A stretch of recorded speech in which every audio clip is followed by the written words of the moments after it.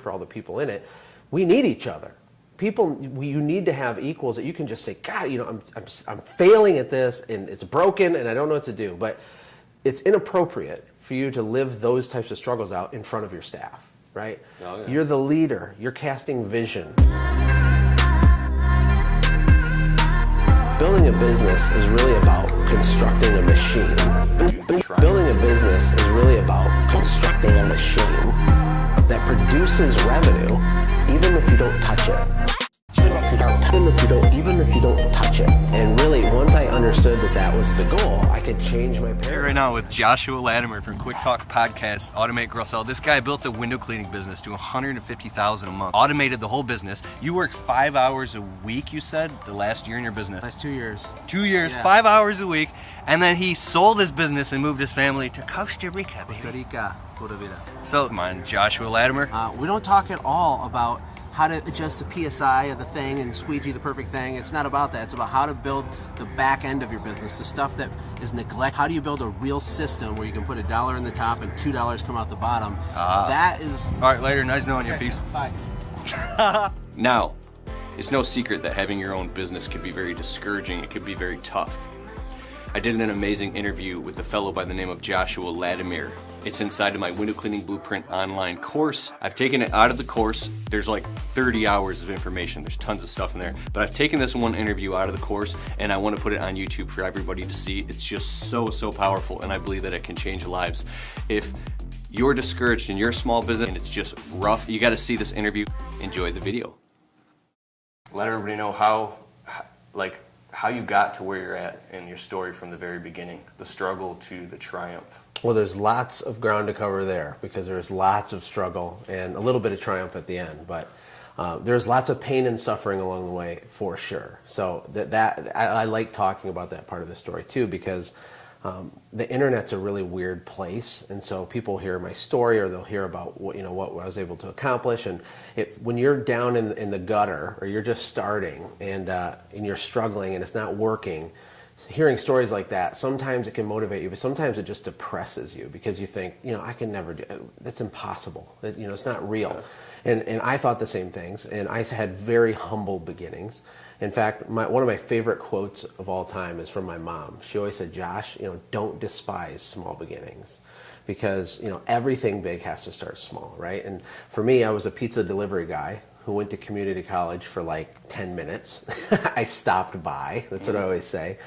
I've always loved education, but never loved that, the college thing. It wasn't for me. It just wasn't. So I got married at 20. I delivered pizza. We lived in a trailer. We had nothing, right? Yeah. Living on love. I was the football player. I married my cheerleader girlfriend. We're still married. We have 4 kids now, but we've been going through this whole story together, as a family. But I remember my wife being at the grocery store, with lines of people behind her and trying to buy her groceries, and her debit cards declined, because there's no money. And she's humiliated, and she has to leave all of her stuff there as everyone stares at her, and it's awkward. And that happened multiple times. I mean, I remember people leaving some cash in our mailbox because, they just knew that we were broke, even though we didn't ask. Just by the grace of God, that happened. But it's a very humbling thing. So I've had the whole spectrum. Hey, real quick, that happened to me too. My wife called me at the grocery store, and our card got declined when I was getting my business off the ground. Mm-hmm. She was so humiliated standing with a cart full of groceries.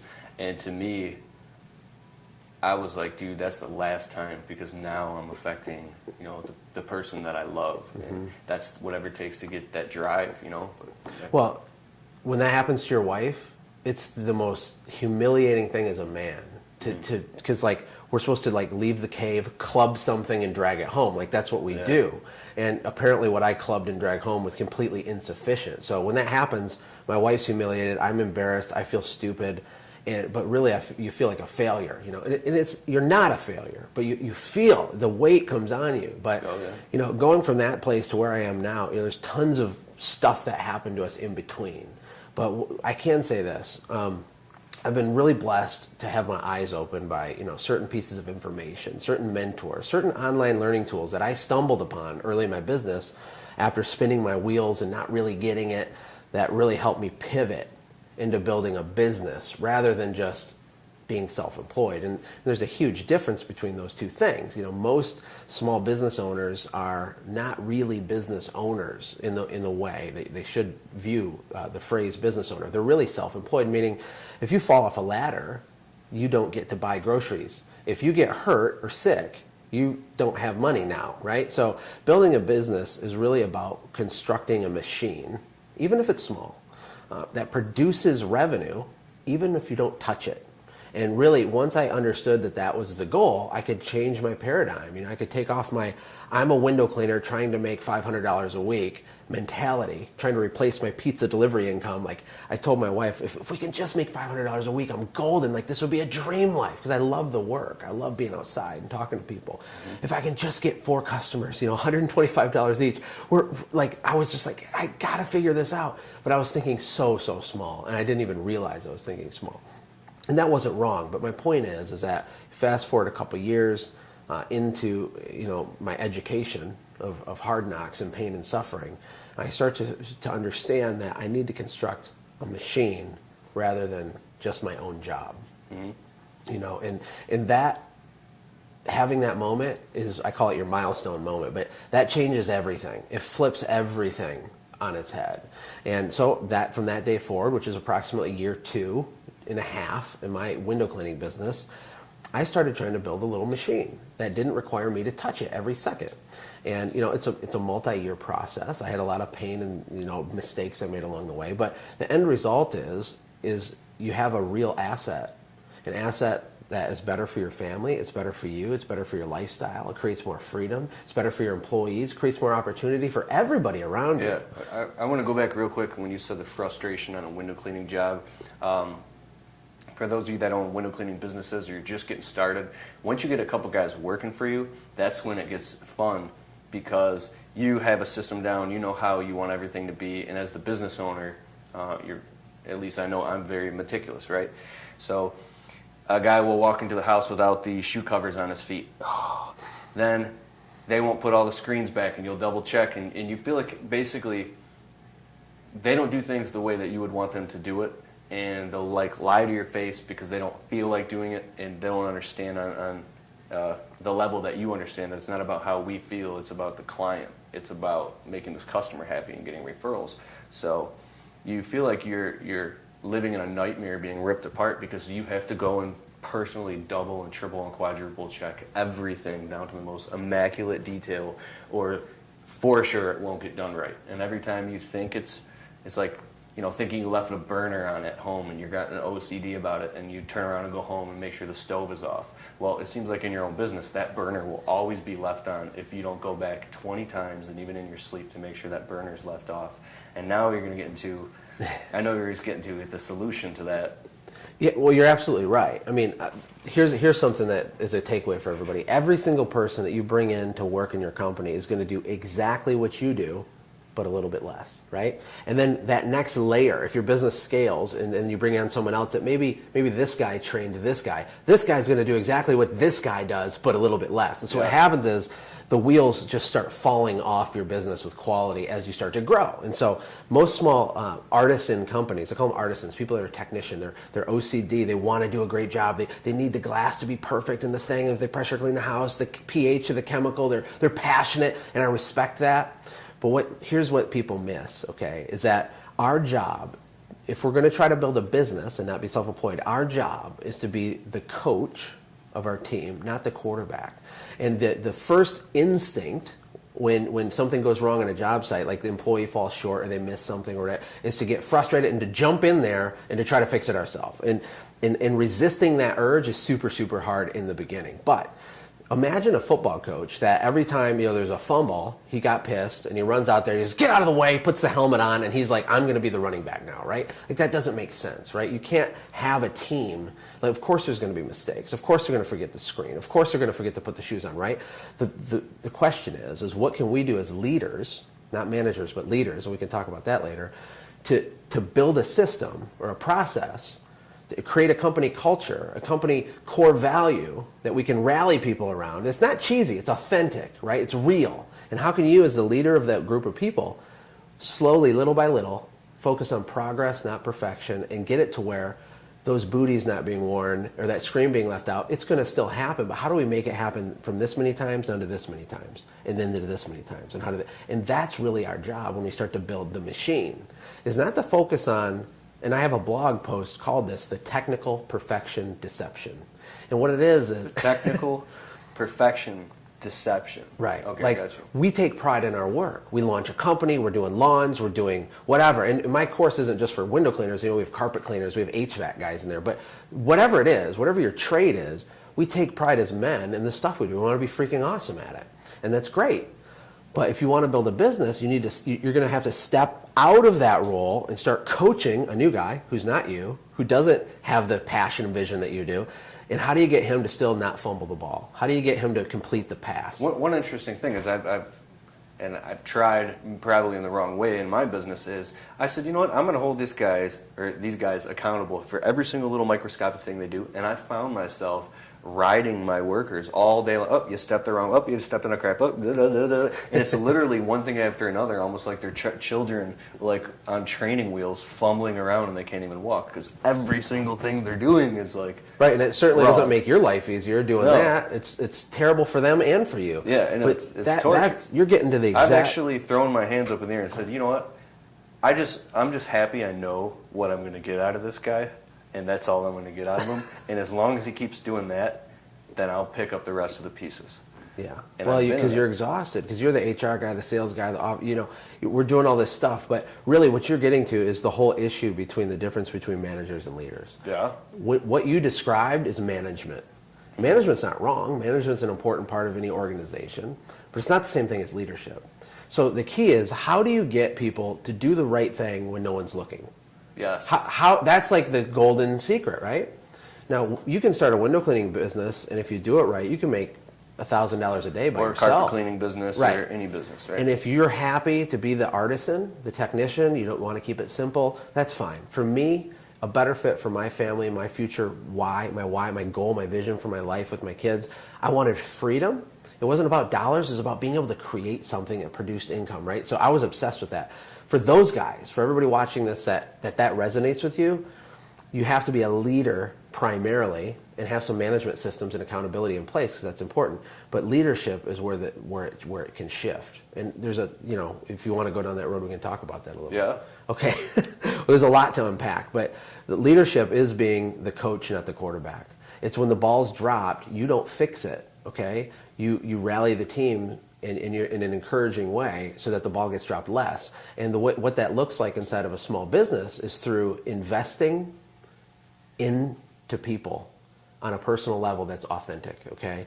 And the very first thing you can do that's easy, okay, without overwhelming yourself if you're already so busy, is to ask yourself, first of all, okay, and this is a hard question for people, would you work for you? What's it like to work for yourself? And it's so easy to say, oh, these guys are idiots, and oh, what an idiot, get out of the way, moron, or let me do it. But really, put yourself, you're a young kid, what's it like to work for you? And you need to examine that, and what we want to do is create a situation to where... Funny thought, when you think about it. It is, and it can be good or bad, and again, it's not perfection, it's just progress. We want to make progress in all these areas. So one example is like young people are highly influential, and young people, the millennials and stuff that are coming up, like they don't stay at one job for 30 years like our parents did. They don't do that. They float around. There's turnover. There's attrition. No one's reliable, right? Mm-hmm. So how do you get someone to stick? Well, in my company, I had 2 mind maps, right? So I created this thing called the customer life cycle. And I examined every single touch point that a customer has with us from the time they first call us to the time they're long past us and they've referred us and and what does that look like and how do we engage them? But I did the same thing with my employees. Like, it is a critical foundational principle truth in my companies to invest in relationships with people. That doesn't mean they're not accountable. If anything, when you have a team of people that they know that you care about them and it's authentic and you know their wife's name and you know their life's goal and you know that they have $7,000 in credit card debt and they want to get it paid off this year and you remember that and you're engaging them and not everything's about work, but you know what I'm saying? You're leading by example and you're enthusiastic and you're encouraging, but when they drop the ball, your accountability goes up, right? Those people don't want to let you down, right? So it starts from the first time you interview someone. and through the whole onboarding process and training process, and then what a day in the life is like. And a lot of small business leaders drop the ball all the time. They tell them, be at the shop at 6. They're there at 6:05. But they're pissed if their employees are at 6:05. They tell them, we're not going to work any Saturdays this month. And then they do it on a Saturday. Or they'll say, whatever, unfulfilled promises, unmet expectations. And from an employee, it takes a toll, right? They're examining us. And they're like, do I buy in? Do I drink this Kool-Aid? Is this real? And if it isn't real, if you're not all in, as a sacrificial leader, that's what I call it. If you're not willing to, lead from the front of the pack and lay down your life for your team, they're never going to get buy-in. And the goal is to create this moment of buy-in. Once that happens, you create leaders, because managers replicate managers. They're going to do what you do, but a little bit less. And then this guy does a little bit. That's management. Leadership is all about doing the right thing when no one's looking, for a reason bigger than yourself. Bigger than it's just company policy. It's because you are taking ownership for your life and your job position. And if someone leaves your company, they should leave your company saying, you know what? That was good for me. Like, I grew as a person. I grew as a professional. It was hard, but I'll always look back fondly when I worked for Keith, And it's so much more than cleaning something. That's huge. That happened to me. I worked for a huge landscape company. I got fired for making YouTube videos at work. And that's how Wow. that changed my life. I had a YouTube channel at work, and I didn't think about it. Yeah. And they threatened to sue me and everything, but nothing happened. It was fine.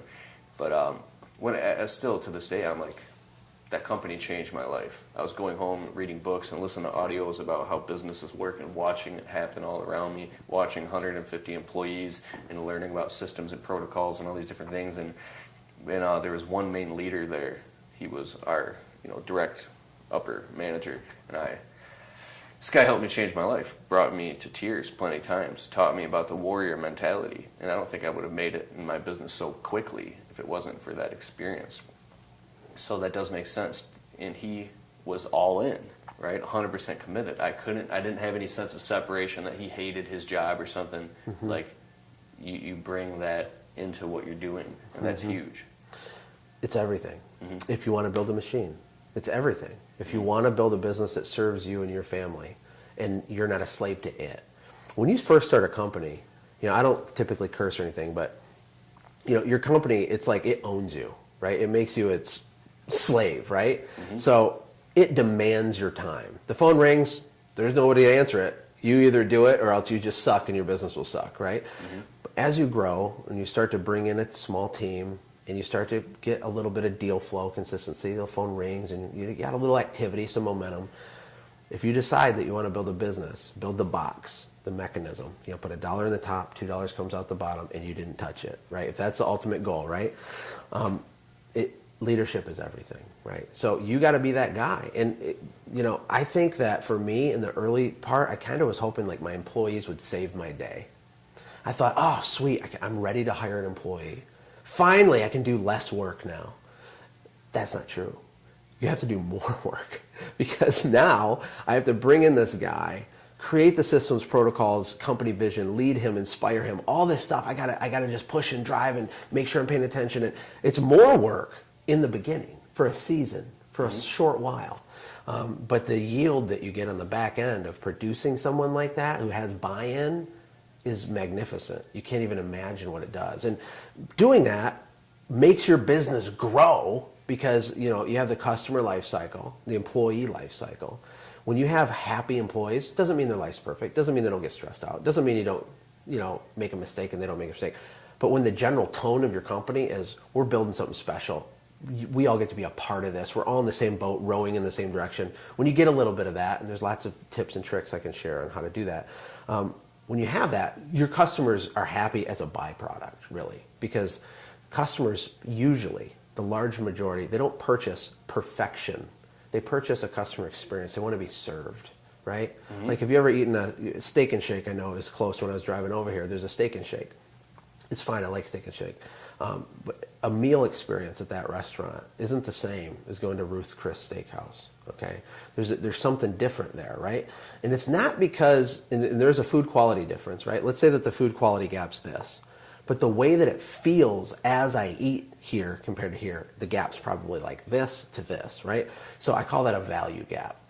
And when you have really engaged employees who are really, just it's beating their head in a positive way. There's accountability, but it's just your core value. It's talked about every second, all the time, the customer, the experience. When that happens and your team's out there with buy-in, your customers are getting served, okay? And it creates a lot more perceived value. Guess what happens when there's lots of perceived value? You can demand higher prices. And people that pay higher prices enjoy what they pay for even more. We extract more value. My friend Kevin Dabrowski from Canada, he's a high-end business consultant. The guy's a genius. He has a book called The Whale Vomit Method. Awesome book. I think it's out of print, but he talks about this stuff. And your job is to create this customer experience that has a lot of value for the customer. So even though they get a quote for $300 and yours is $500, the way that it felt when they called your company and the way that you gave the estimate and just the high level, just the weird little things you do that are like, this is weird, this company's weird, they answered in one ring. They did the estimate the same day. The sheet they used is better than the other guy who wrote his price on the back of a business card. Oh, then they followed up, and then they weren't pushy. And then when they came into the job, the guy was like genuinely happy to be here. And then they put my knickknacks back in the same order that they took them off my window, right? You can't build a system to say, okay, attention everybody, here's the rule. You got to put the knickknacks back in the way, right? Instead, you create a culture around the idea that we are here to serve and wow and blow our customers' minds with the way that they feel doing business with us. You build that whole process, you get the employee buy-in, and guess what happens to your company? Rocket ship. Rocket ship. Is that good stuff? Yeah, because the difference between, I'm stuck in this dead-end job and I hate it, it's just enough to make the bills, versus I love my job and we get to go in these huge houses and take care of these customers and clean all these awesome windows. Like, come home and brag about your job because you got to clean some crazy chandelier over a grand piano and look over this koi fish pond. Yeah. And it's just perspective, right? You could have two employees, one's got a bad attitude, and cancerous negative employees are immediately eliminated from my companies.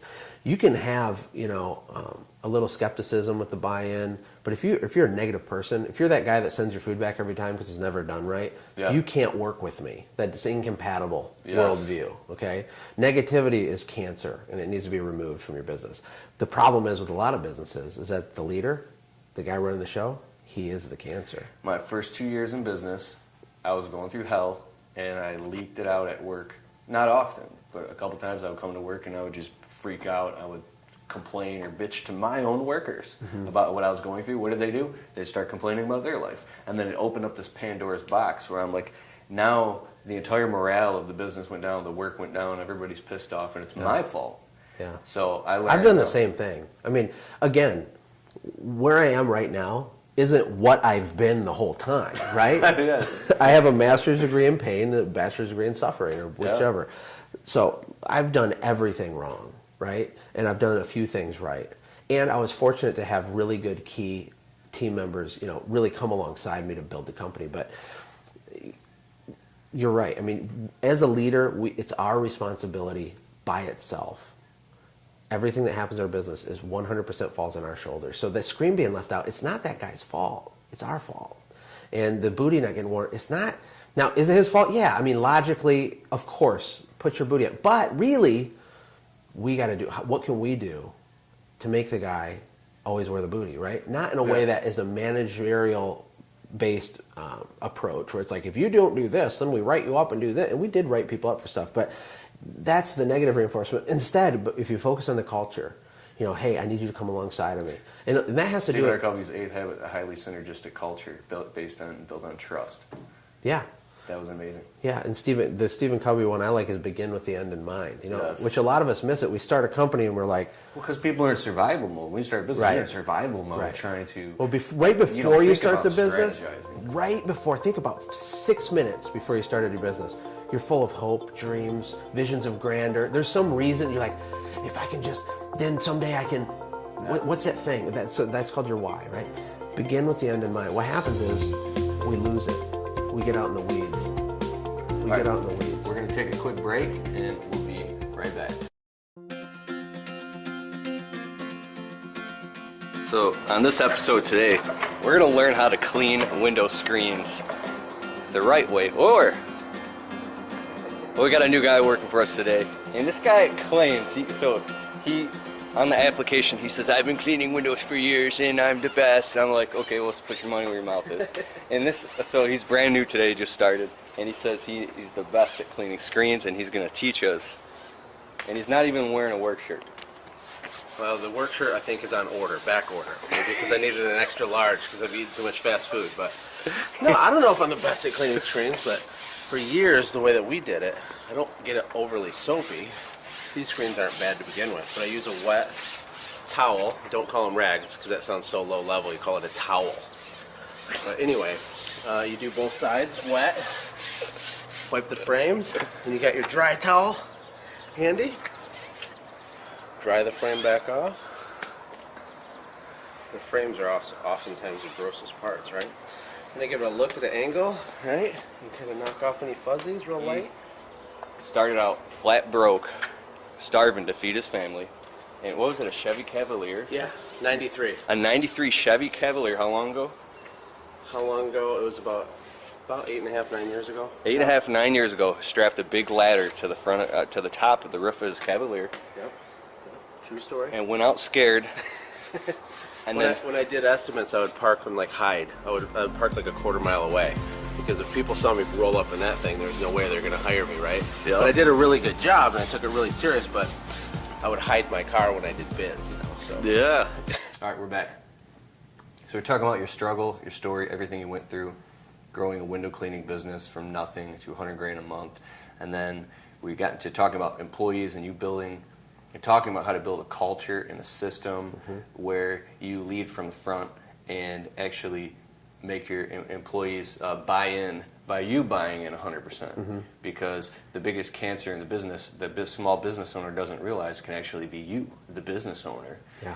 And that's where we were, and then we're moving forward from there. So Yeah, I mean, it's really easy to get jaded by, you know, all these Craigslist interviews you do and all these people that just, it's like, God, is there any good employees out there? It's super easy to get secretly negative to our own business because it's frustrating. Yep.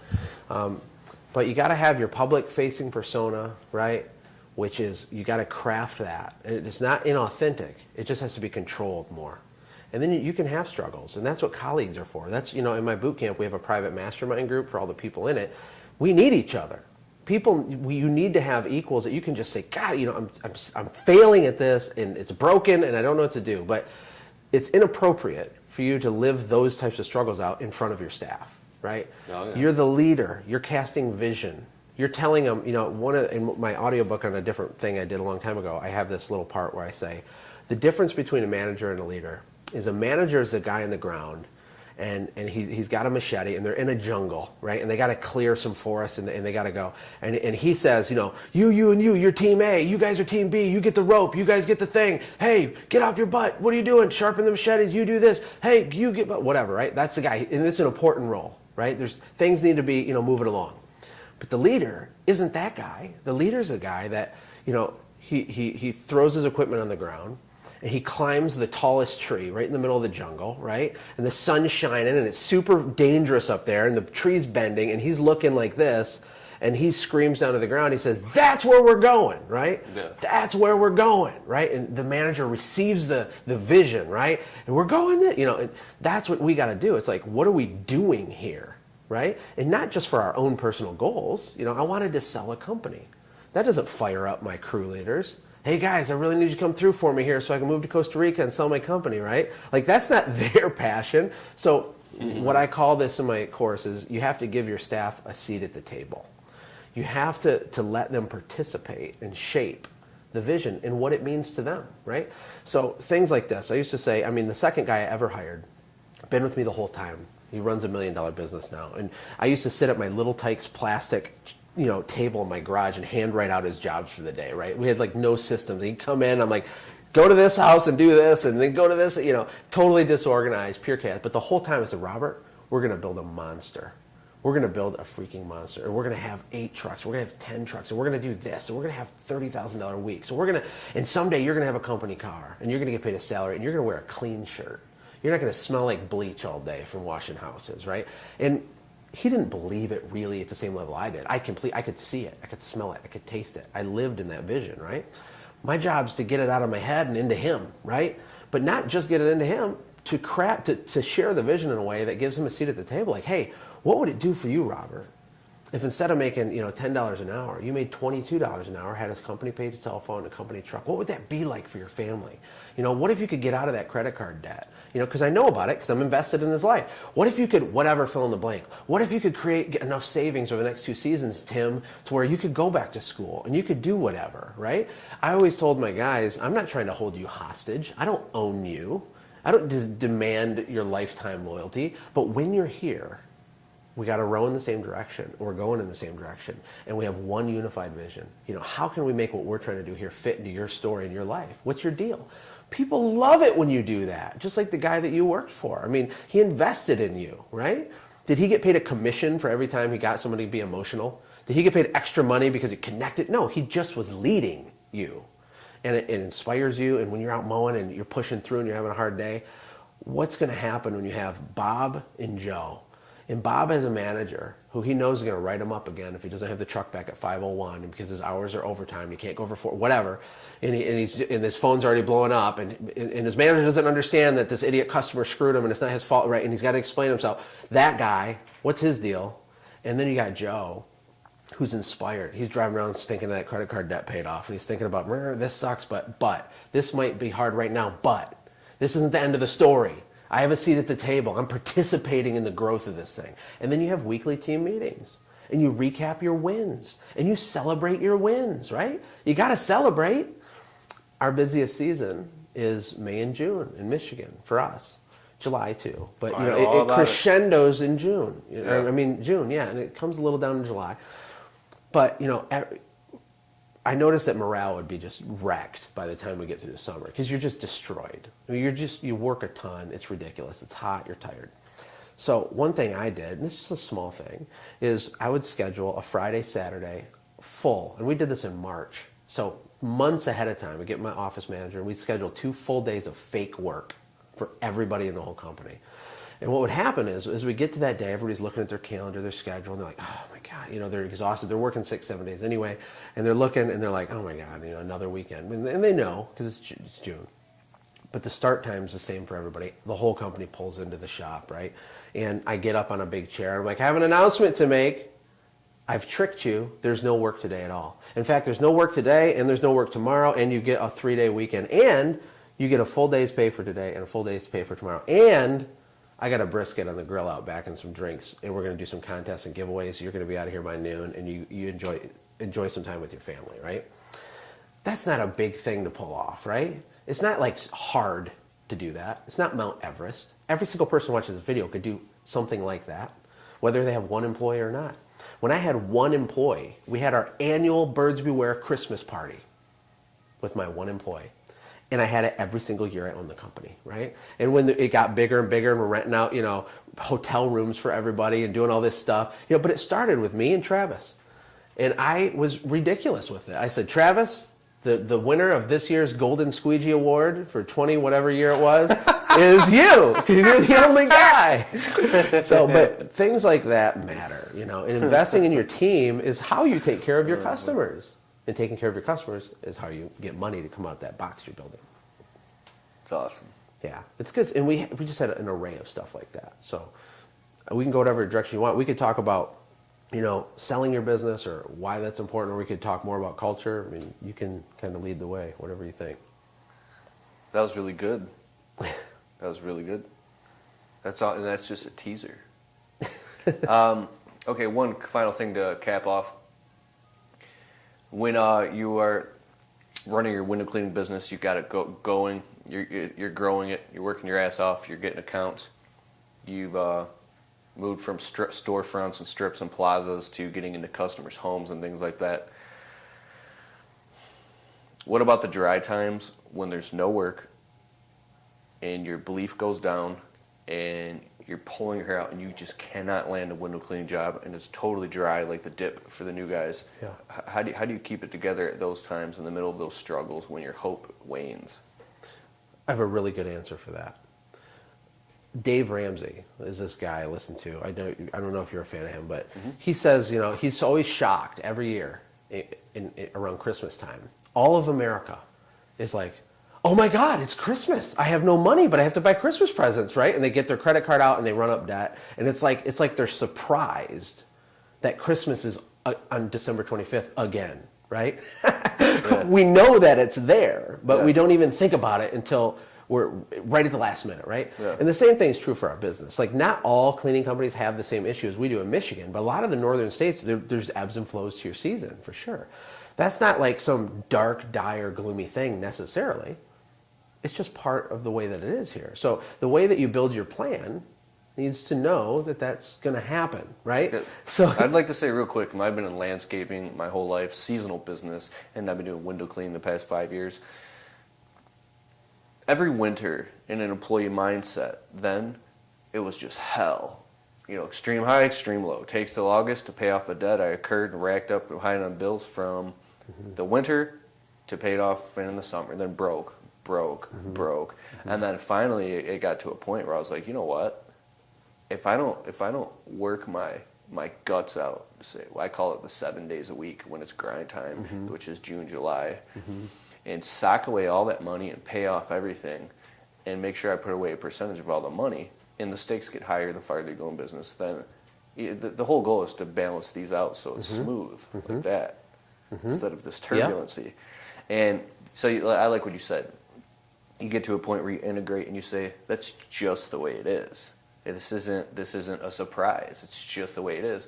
And when you're new in business, I get a lot of guys emailing me all the time, Facebook messages and YouTube comments, there's no work right now. I'm like, there's no work for anybody. It's dry season. What do you mean? And so it's like this big shock. The smallest thing when you're broke, such as a flat tire or getting a no turn on red ticket or something, is like the end of the world. It's chaos. So, and my truck broke down or something, I don't know, like a month ago. We were working, and I just got it towed. I just called, and I was laughing. I was like, oh my God, this is a joke. But there's part of me inside that when I was flat broke with nothing, that was thinking about how I used to go into complete panic attack and visualize my life falling apart. Because I like to dip into the emotional side of it. All of this makes sense, and I like how you are an emotional guy, and you got me totally fired up a few minutes ago. But also, I believe that the reason why, or one of the main reasons why a worker or a business owner or anything, like things aren't met, deadlines aren't met, is because of the emotional turmoil. The arguments behind closed doors with a wife or a loved one, the people dying, the overdoses, all the real life stuff that gets in the way from growing a business. Like, that's all so real to me, and I think it's all happening at once. But it's like taking like the head of a spear. It's cutting through the white noise and creating a sense of certainty, a sense of building structures and boundaries where there was nothing but chaos before. It's like the water flows, but the riverbank holds it. And you have to become that riverbank. You have to become and create the structure that water flows through, despite all odds, because if you don't, you'll just be like in a boat with no oars, you know, at the edge of Niagara Falls. It's just, I relate so much to the struggle. Yeah, well, there's nothing wrong with struggle, but it's a decision if you want to stay there for the rest of your life or not. And it's a really hard one to get out of. I've been there, I've been in dark places. Absolutely, I have absolute empathy for that. But if you want to build a business, okay, there has to be a different paradigm shift. There has to be a paradigm shift. And here's what it is, okay? You have to think like an executive. Now, let me ask you a question. You know, could you be the executive, whoever's watching this, right now, today, as you are right now, of General Electric, right? Obviously not. Like, there's very few people qualified, right? But what's the difference between, you know, and that's an extreme example of an executive and a guy, a worker, right? There's a lot of differences. And sometimes the workers or the small business owners, we don't even recognize the differences. We look at someone achieving some high level of success and just think, bullcrap or lucky or whatever. No. They look at things differently. They plan for things. They're organized. They're an executive. They're a businessman. They're a businesswoman, right? And what you got to do with your business, no matter how small it is. Keep going, pardon me. I just want to make sure. Sure. What you have to do you want me to keep talking or wait? Okay, this is good. All right, Sorry about that. Even though I got some pretty nice cameras, sometimes they'll open Yeah. and shut up, and I just want to make sure that It's we get all perfectly fine. Keep going about the executive. Well, to think like an executive, you have to be like an executive with your tiny business. And it doesn't matter if it's just you. It's okay. Be an executive, not a technician. And if you know that there's seasonality in your business, plan for it. You have to have self-discipline and self-control. You can't grow as a person and still have the behavior of the person at this level. You actually have to change. And there's pain involved, right? If you're addicted to being depressed, if you're addicted to having chaos in your life, right? Because that's your normal, and whenever you start to succeed, you sabotage yourself because really your self-value is low. That sucks. But if you actually want to get out of that, you actually have to modify your behavior for real. And no one's going to save your day. You know, you got to do it. And what happens is, as you start to grow, you plan. It doesn't have to be emotional. The universe isn't mad at you because it's January and there's no work. But you know what? You just make business decisions ahead of time. You can't control everything. You didn't know you're going to get a flat tire, but you play the averages and you build your plan based on the normal of what you do know. And then you iterate, optimize, and adjust when things do happen. But it shouldn't be a surprise to you that there's ebbs and flows to a season. This guy's got me fired up. You're communicating the truth. It's the truth. And it might mean that you need to change your sphere of friends. It might mean that you need to get away from... That's the biggest thing right there. Getting negative people or negative friends out of your life. Yeah. Like it's like pulling like off a bandage or... It goes back to decision. Doesn't mean it's not painful, but it's still 100% absolutely in your own ability to control. And it doesn't mean it doesn't hurt people and that you're scared and you have uncertainty. Of course you do. But you need to use logic, and you need to look at what successful people have done and believe a little bit. It's okay to have a little bit of belief, like, you know what, man, I can do it. I think maybe I can. I'm not all the way, but I think I can do it. I think I am. You know, my drinking buddies are bringing me down. You know, why are you starting a business, man? You're just going to fail. What, you really think you're going to be an executive of a company that changes other people's lives, produces jobs, produces big revenues, is profitable, and you can sell someday and move to... You really think that's going to happen when you spend the weekends with those people? You can't. Doesn't mean you don't love them. It doesn't mean anything. It's just a decision. What do you want more?